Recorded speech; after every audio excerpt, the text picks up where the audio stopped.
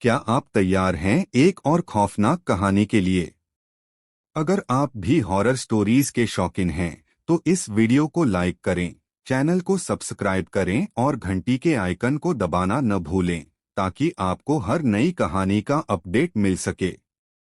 आज हम आपको सुनाने जा रहे हैं एक ऐसी कहानी जिसे सुनकर आपकी रूह कांप जाएगी।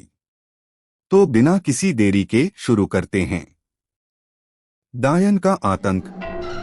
गांव रतनगढ़ अपनी शांति और हरियाली के लिए मशहूर था।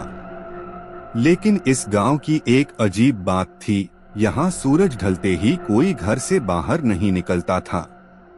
लोग कहते थे कि रात के अंधेरे में एक डायन घूमती है जो इंसानों की आत्मा चुरा लेती है।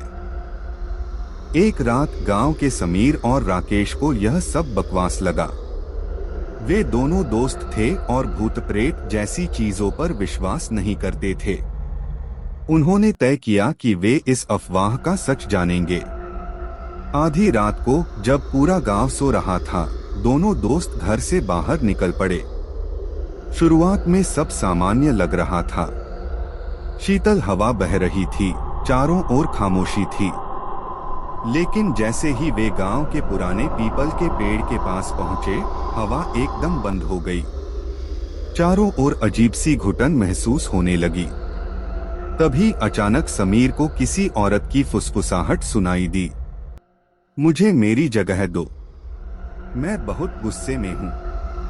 राकेश ने समीर का हाथ पकड़कर कहा, ये बस हमारा भ्रम है, चलो वापस चलते हैं। लेकिन समीर जैसे किसी अदृश्य ताकत के वश में आ चुका था।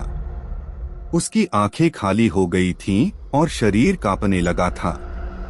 राकेश ने घबराकर उसे झकझोरा, लेकिन अब समीर की आवाज बदल चुकी थी। उसने एक अजीब सी हंसी के साथ कहा, अब कोई नहीं बच सकता, सब मरेंगे। राकेश डर के मारे भागने लगा। जब वह गांव के मंदिर के पास पहुंचा, तो पुजारी ने उसे रोक लिया। क्या हुआ बेटा? पुजारी ने पूछा। हांफते हुए राकेश ने सब कुछ बता दिया। पुजारी का चेहरा गंभीर हो गया। उन्होंने कहा, ये डायन कोई साधारण आत्मा नहीं है। 100 साल पहले एक औरत को गांव वालों ने जिंदा जला दिया था, क्योंकि उसे काले जादू का दोषी माना गया था। मरने से पहले उसने श्राप दिया था कि वह हर 100 साल बाद लौटेगी और गांव के किसी युवक को अपने वश में कर लेगी। राकेश अब समझ चुका था कि समीर उसी डायन का नया शिकार बन चुका था। पुजारी ने कुछ मंत्र पढ़े और एक पवित्र राख राकेश को दी। इसे समीर पर डालो, तभी वह बच पाएगा। राकेश हिम्मत जुटाकर वापस उसी पीपल के पेड़ के पास पहुंचा।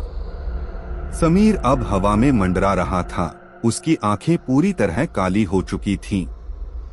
जैसे ही राकेश ने राख फेंकी, समीर जमीन पर गिर पड़ा और जोर से चिल्लाने लगा। तभी अचानक एक भयानक चीख पूरे गांव में गूंजी और एक काली परछाई आसमान में गायब हो गई। समीर अब ठीक था, लेकिन गांव के लोग अभी भी डरे हुए थे।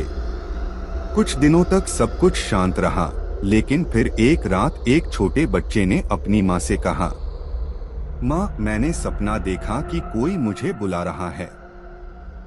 वो कह रही थी कि उसका इंतजार खत्म हो गया है।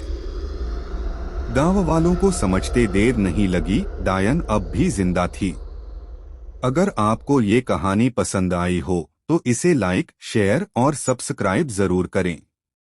ऐसी ही डरावनी कहानियों के लिए हमारे साथ जुड़े रहें। धन्यवाद।